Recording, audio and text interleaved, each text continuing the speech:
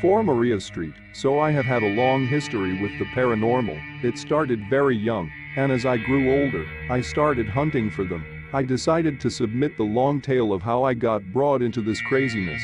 I was born in a small town called Penetanguishene, Ontario, Canada, Penetanguishene. Now my dad told me that growing up in our first house, there was a lot of activity that was a little unnerving. I had a friend that my parents could not see. I described her as an older lady named Mary. Now I would sit in my bedroom and listen to Mary tell me story after story for hours on end. My dad was very worried about this. Eventually he decided to ask me about Mary. I started telling him about how she looked and what she would tell me, including a story about my dad breaking a statue when he was 9 years old. This caught my dad by surprise. Apparently said statue was broken at his babysitter's, and as far as he knew, that babysitter had never told my grandma.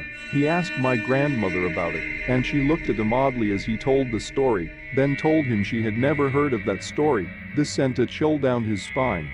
So he asked my grandmother what the first name of the babysitter was, as he had always called her Mrs. Desroches. Her name was Mary Ann. My dad was floored. When he got home, he came into my room where I was talking to Mary. He just watched from the door as I sat there talking to some invisible person about my day and toys and anything else that was in my mind.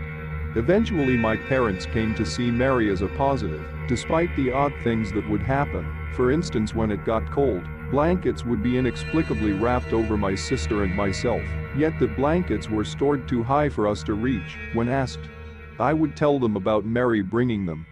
Not all the spirits of that house were good. As children, we were afraid of a separate room in the basement next to the laundry room. It was a barren concrete room. We used to complain of a terrifying man in there who was chained to the wall. As I grew older, I felt it was silly to be afraid of this man. Mary was long gone from my mind, and I would pass through the room with no issues, until one day when I was home with the chickenpox. My grandmother was watching me. I was about 8 at the time.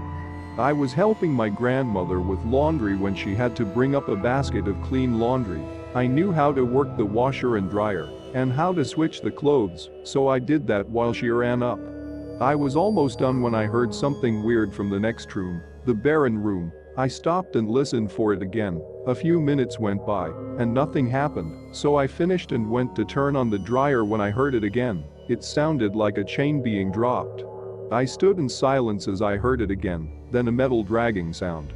I then made a very poor decision. I began walking toward the room. As I stepped inside the room, all the sounds had stopped. I saw nothing in the room. I stood there for several minutes just glancing around. Nothing stirred.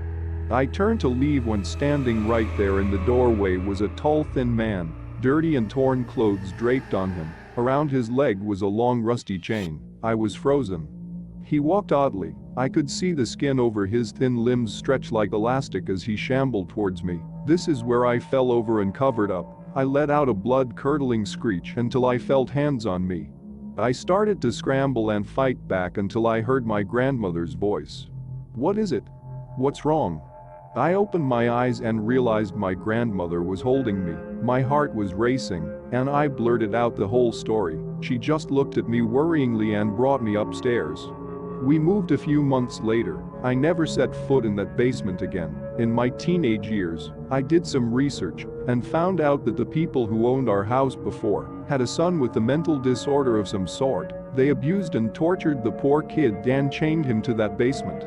His existence was not known until after his parents had passed, and they found him chained in that basement. He had starved to death.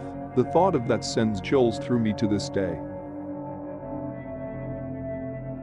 Thanks for watching. If you enjoyed the video, hit that like button to support my work. And as always, enjoy the fear, my dear.